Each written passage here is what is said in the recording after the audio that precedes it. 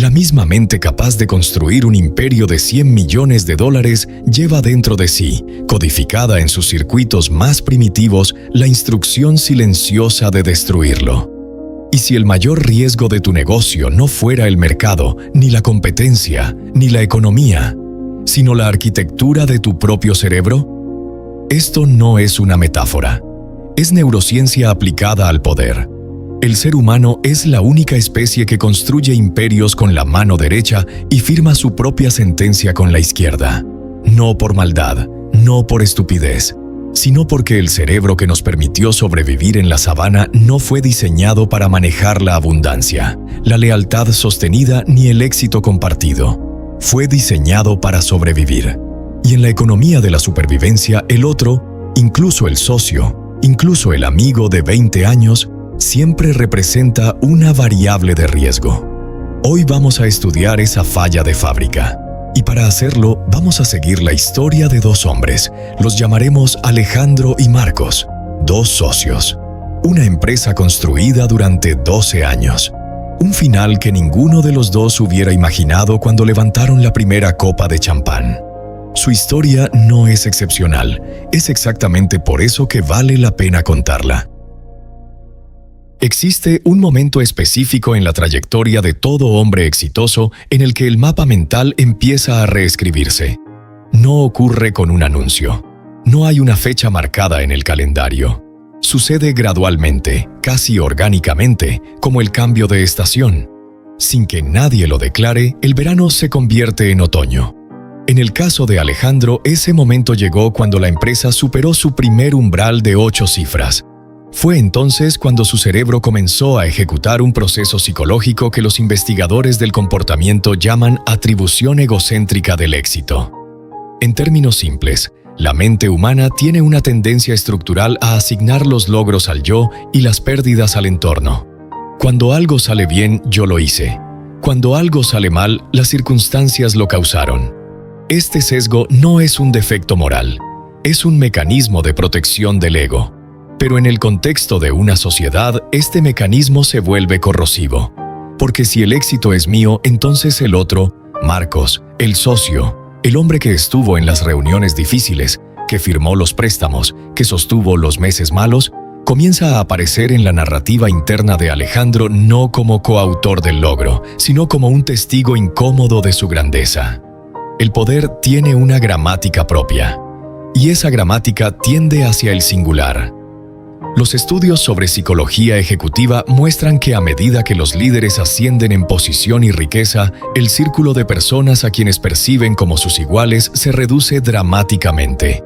No porque los demás hayan cambiado, sino porque el marco de referencia del poderoso se ha expandido tanto que los otros ya no caben en él con la misma proporción.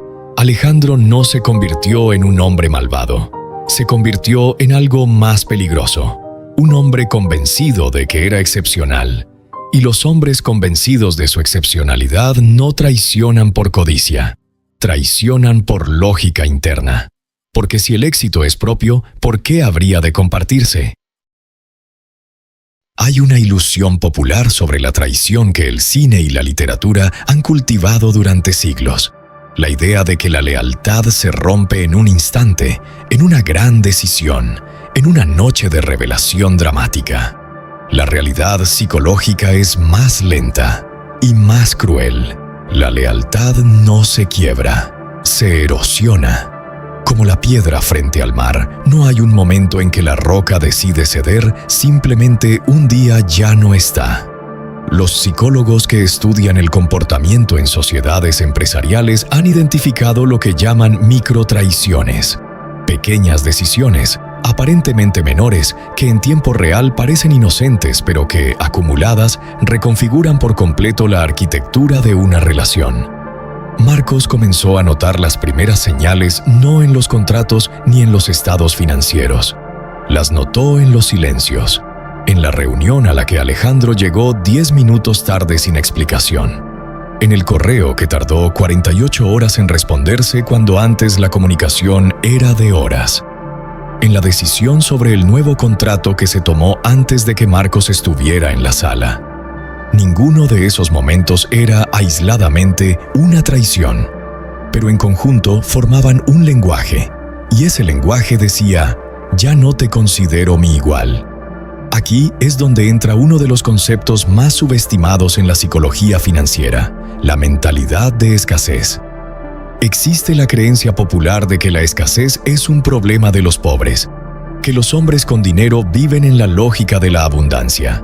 Esto es, en muchos casos, profundamente falso. La mentalidad de escasez no es una condición económica, es una condición cognitiva. Es la percepción de que los recursos, el dinero, el poder, el reconocimiento, son finitos y están en competencia directa. Y la mente bajo escasez cognitiva no razona de manera estratégica, razona de manera táctica. Piensa en el próximo movimiento, no en el tablero completo. Alejandro, con su empresa valuada en más de lo que jamás imaginó, comenzó a operar desde esa mentalidad. Cada porcentaje en manos de Marcos era, en su nueva gramática interna, un porcentaje que él podría tener. No lo pensaba así de manera explícita. El cerebro humano es demasiado sofisticado y demasiado cobarde para ser honesto consigo mismo en tiempo real. Lo procesaba como eficiencia, como reestructuración, como evolución natural de la empresa. Así funciona la racionalización. El cerebro toma una decisión emocional y le construye, en retrospectiva, un argumento intelectual convincente. Alejandro no se decía a sí mismo que estaba traicionando a Marcos. Se decía que estaba optimizando el futuro del negocio. Y esa distancia entre lo que se hace y la historia que uno se cuenta sobre lo que está haciendo es exactamente donde vive la traición moderna. Los libros de negocios hablan del costo de oportunidad, los abogados hablan del costo legal, los contadores hablan del costo fiscal. Nadie habla del costo que no aparece en ningún balance, el costo psicológico de convertirse en alguien que no reconoces cuando el silencio llega. Cuando la situación entre Alejandro y Marcos llegó a su punto de quiebre, el mundo exterior vio lo que los mundos exteriores siempre ven: cifras, disputas, abogados, acuerdos. Pero dentro de Alejandro algo más estaba ocurriendo. Los neurocientíficos que estudian la culpa crónica, no la culpa aguda, que es transitoria, sino la culpa que el ego reprime y entierra, describen un fenómeno que llaman disonancia cognitiva sostenida. Es el estado en que la imagen que tienes de ti mismo entra en conflicto permanente con tus acciones. El resultado no es un colapso dramático, es una erosión silenciosa, una hipervigilia que comienza a instalarse en el cuerpo, un sueño que se fragmenta, una irritabilidad sin objeto claro, una incapacidad creciente para celebrar los propios logros porque cada logro lleva consigo, como sombra pegada al talón, el recuerdo de cómo se consiguió. El éxito de Alejandro no desapareció. Su empresa siguió creciendo. Sus ingresos aumentaron. Pero algo más sutil y más valioso había comenzado a desvanecerse: su capacidad de sentir que merecía lo que tenía. Y aquí reside la ironía más cruel de la ambición ciega, que el hombre que traiciona para tener más frecuentemente termina siendo incapaz de disfrutar lo que tiene. La reputación, por su parte, opera en tiempos distintos al dinero. El dinero puede recuperarse en años. La reputación se construye en décadas y puede pulverizarse en conversaciones. No hay capital suficiente para comprar de vuelta lo que piensan de ti quienes estuvieron en la sala cuando actuaste. Marcos perdió participación, perdió dinero, pero conservó algo que Alejandro subestimó completamente. Conservó su narrativa. Y en el largo plazo, en los círculos donde el dinero grande se mueve, la narrativa es la moneda más valiosa que existe. La mentalidad de abundancia real no es la capacidad de creer que habrá suficiente dinero. Es la capacidad de creer que habrá suficiente reconocimiento, suficiente poder, suficiente éxito para no necesitar tomarlo del otro. Es la comprensión profunda de que las relaciones no dividen el éxito, lo multiplican. La diferencia entre el hombre que construye un legado y el hombre que construye una fortuna es, en esencia, una pregunta que uno se hace en los momentos en que nadie está mirando. ¿Estoy construyendo algo o simplemente acumulando? La ambición no es el problema. La ambición sin ancla ética es un motor sin dirección, capaz de moverse a velocidades extraordinarias directamente hacia un muro. La historia de Alejandro y Marcos no es una historia sobre dinero.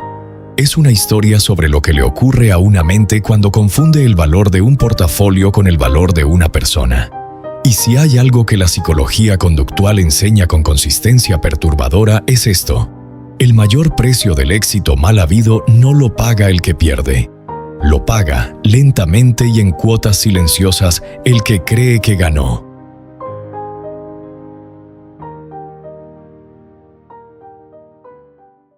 Si buscas entender los mecanismos ocultos de la mente y la riqueza, suscríbete. Nos vemos en el próximo análisis.